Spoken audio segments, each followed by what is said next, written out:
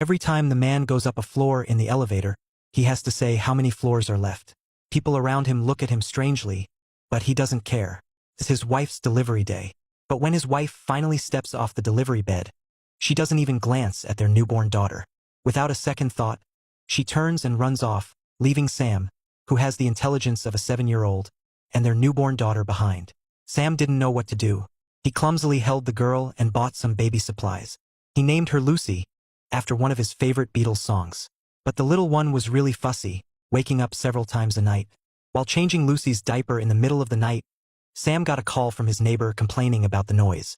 After Sam stumbled through an explanation, Annie, his neighbor, finally understood what had happened. Kind-hearted Annie reminded him to feed Lucy every 2 hours. But Sam didn't know how to tell time, so Annie told him to feed Lucy once after a movie ends. Sam understood right away. He began to feed Lucy strictly according to the movie schedule. After finally getting her to sleep, his friends all came in at once. It was the day for everyone to watch videotapes together. Sam had been so busy that he forgot everything.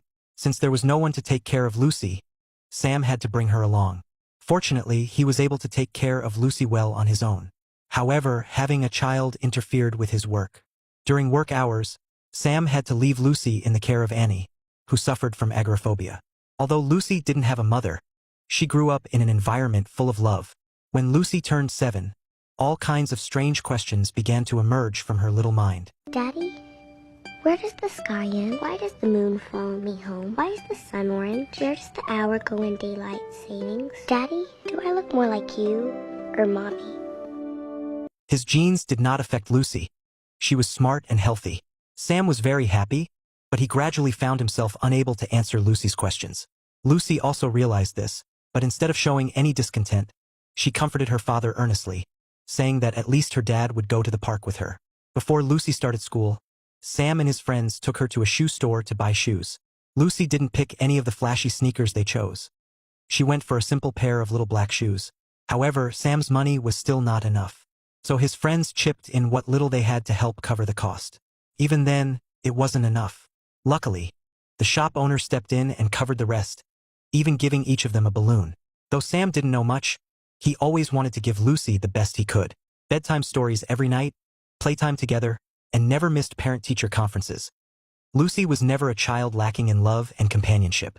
Until one day, when she invited a classmate over to play, his disdainful attitude towards her dad planted a sensitive seed in Lucy's heart. It was bedtime story time again, and the teacher had just issued new storybooks. This time, there were many words that Sam did not recognize. One day, Sam was called to the school by Lucy's teacher. It turned out that Lucy had been deliberately lowering her grades and slowing down her learning. The teacher thought Lucy might be doing this to protect Sam's pride. She didn't want to seem smarter than her dad. In the evening, it was story time again. Sam asked Lucy to read him the new story she had learned. Lucy deliberately read haltingly. Sam noticed and told Lucy that only her progress would make him happy. He didn't want her to hide her light. That made Lucy smile again, and she started reading the story more confidently. However, as Lucy grew older, she began feeling embarrassed when she was around Sam, especially because of the way others looked at them. Even though she knew it wasn't right, she often found herself awkwardly looking down. On this day, the children gathered at Lucy's house to celebrate her birthday. A mischievous little boy was unwilling to cooperate. When Lucy entered the room, she happened to witness this scene. The lie told to protect her self-esteem was publicly exposed. Lucy ran away in embarrassment. A social worker from the Child Protection Services was also at the birthday party. She immediately called the police. She had been keeping an eye on Sam and Lucy's situation. The events at the party convinced her that Sam, with an intellectual disability, was not capable of caring for Lucy. The judge ruled that from then on, Lucy would be placed under the care of social services, and Sam would only be allowed to visit her twice a week until a new adoptive family could be found. Sam didn't understand the legal jargon the judge used.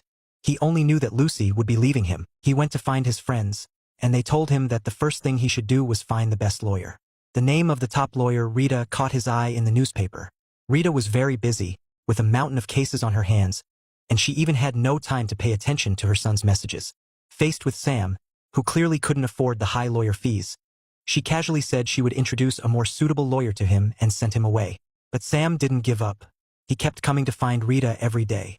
Seeing her gossiping colleagues, Rita had no choice but to lie. claiming Sam was her client and that she was offering a pro bono defense. However, her colleagues just laughed because they knew how profit-driven Rita usually was and didn't believe she would offer free legal help to someone from a disadvantaged group. To prove herself, Rita reluctantly took on the case, but it quickly turned into her nightmare. First, Rita needed to find witnesses who could testify that Sam was a good father. However, most of Sam's friends, like him, had intellectual disabilities. The only one who had been to college, Annie, was unwilling to testify in court due to her agoraphobia. On the other hand, the long-awaited visitation day finally arrived. Sam bought Lucy's favorite cake, but because he missed the first bus, he was late for a long time and only arrived in the last few minutes. In his rush, he tripped and fell, squashing the cake. Lucy, seeing her dad like this, felt even more regretful about the lie she had told earlier. She told Sam that all she wanted was for him to be her dad. Although the preparations didn't go smoothly, Rita still showcased her exceptional professional skills during the first round of the trial. Not only did she reduce the psychologist to tears, but she also brought in a witness who was raised by a person with intellectual disabilities. Contrary to the prosecution's concerns, this did not negatively affect her growth, and she even became a doctor. Thanks to Rita's strategic moves, their chances of winning the case now looked promising.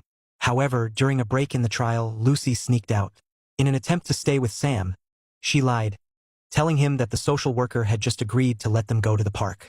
But the bus kept driving further and further. Sam sensed something was wrong and said they should turn back. Lucy, however, disagreed. She believed that if they went back now, they would only be separated.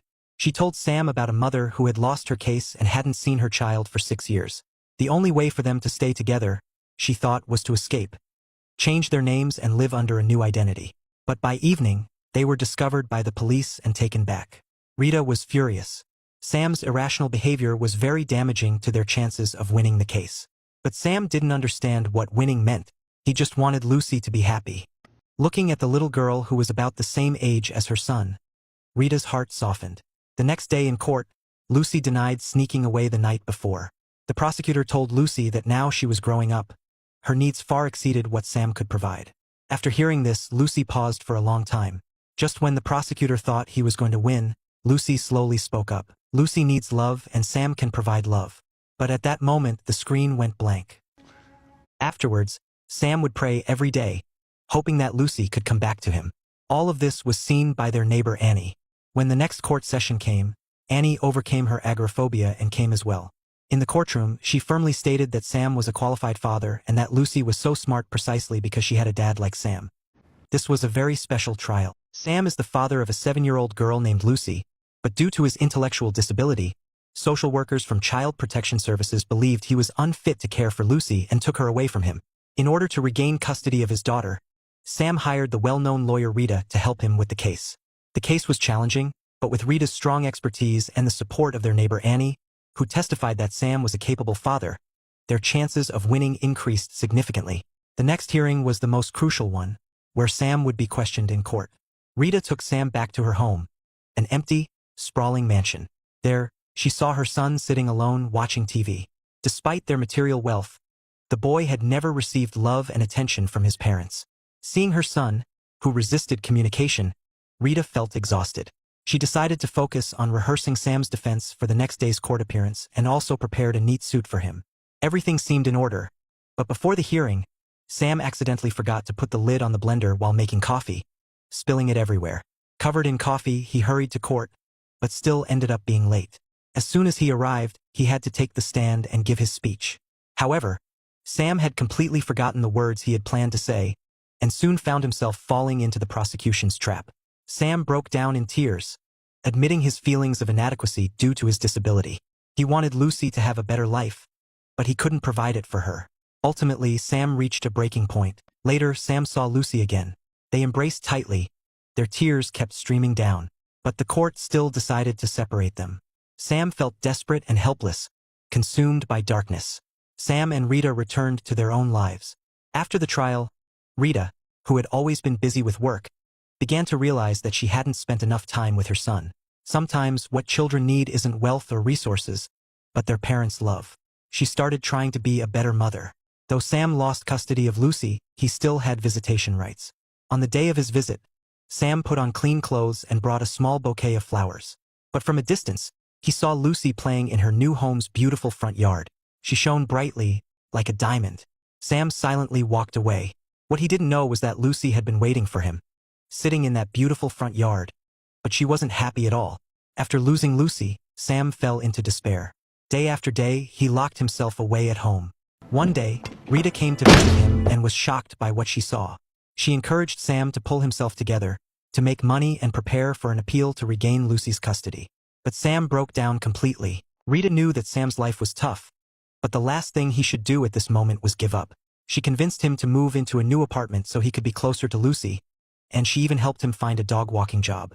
Sam went to Lucy's new home. Although her adoptive mother didn't want him to show up outside of the visitation hours, she still called Lucy over. When Lucy saw Sam, what she felt was more anger than anything else. Faced with his daughter's anger, Sam, who wasn't good with words, awkwardly took out the letter he had written to Lucy earlier, expressing how much he missed and loved her. Feeling Sam's love, Lucy's anger quickly faded. Every night after that, Lucy would secretly sneak out of the house, holding her bunny stuffed animal. She would walk past the convenience store that was still open and go to Sam's apartment. Gently, she would knock on the door to wake her sleeping father. Then, once Lucy fell asleep, Sam would return her to the foster home. This went on day after day, with Lucy escaping again and again, and Sam sending her back each time. On the last night before the appeal hearing, Lucy's foster mother took her to Sam's apartment herself. She was worried that Lucy might wake up and be upset if she didn't see her father, so she decided to bring her over. Even she was willing to support Sam's appeal to regain custody. Although Sam wasn't very intelligent, seeing the tears in the foster mother's eyes, he knew that this woman loved Lucy just as much as he did. At the end of the story, the film doesn't specify who ended up with Lucy's custody. But at Lucy's soccer match, her beloved father Sam is the referee. Her foster family is cheering for her from the sidelines, and Sam's circle of friends, Rita, and her son are also there. It's easy to imagine that, no matter who gets Lucy's custody, this little girl will grow up in a loving environment, happy and surrounded by love. With that, the film ends. I Am Sam is a 2001 movie. I've seen quite a few criticisms of it on Letterboxd. Admittedly, the film does have flaws, but since I watched it during my childhood, I find it hard to give a harsh critique. I prefer to focus on the message the film conveys. Love. Sam's IQ may not be high, but the love he gives Lucy is pure. He spends so much time with her, letting her grow up in a loving environment. Sam may have limited things to teach Lucy, but the love he gives her is boundless. The agencies, in an effort to provide Lucy with a better education, forcibly separated this father and daughter. But they didn't realize that love itself is a form of education. Of course, such an idea might seem naive to adults. Perhaps that's why the film introduces the foster family and leaves the ending open. Feel free to leave your thoughts on the film in the comments. See you in the next movie.